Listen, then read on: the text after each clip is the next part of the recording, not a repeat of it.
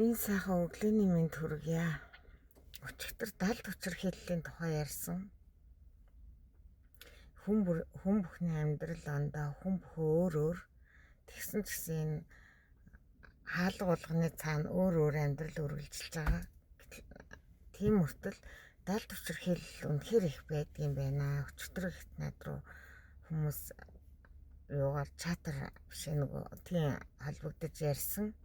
Одоо нөгөө онлайнаар холбогдож ярьсан. Тэгээд тэр хүмүүсийн ярианаас харж байхад бол хаалганы цаана далд учирхийл асар их байна. Тэр юу гэхээр нэг нь бол харахад бол ганган дэгжин хөөрхөн үзэсгэлэнтэй тийм сайхан охтод байгаа юм.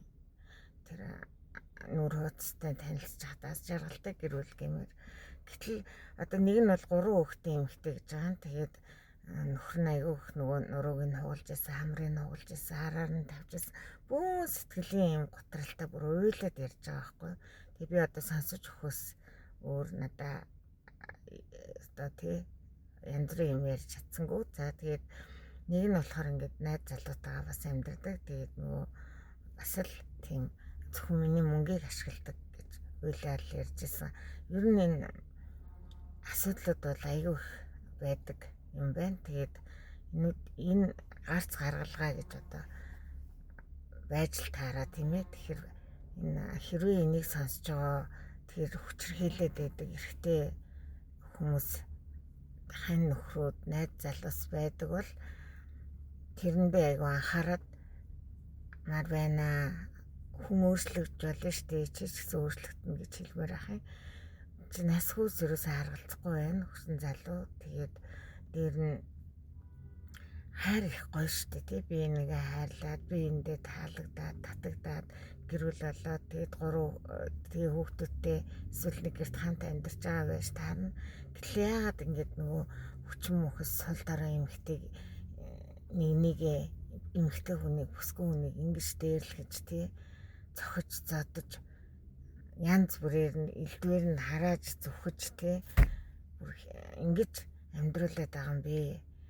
Ирчүүд минь нэг юм бодооч гэж хэлмээр энэ. Тэгээ ирчүүд ч гэсэн нөгөө овоосгаагүй бол шаазгай унд суухуу гэж өөрсдөө өмөрхөл байлгүй. Гэхдээ л энэ байдал нэрээ басаасаа гэж чин сэтгэлээсээ хүсэж байна.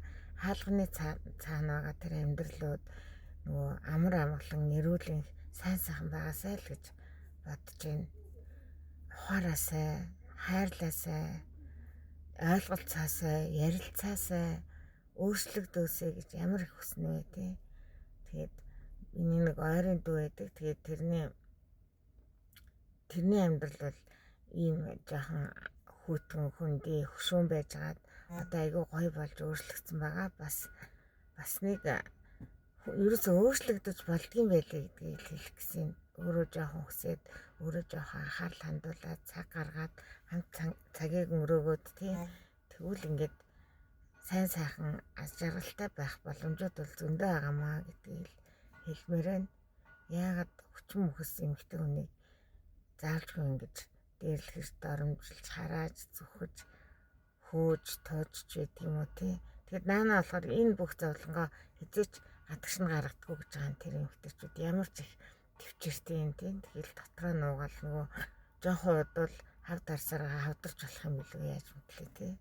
Тэг энэ талаар хаваалцах гэсэн юм аа. Баярлалаа. Өдрийг сайхан өнгөрүүлээрэй. Тунгалаг сайхан өглөө байна. Баярлалаа.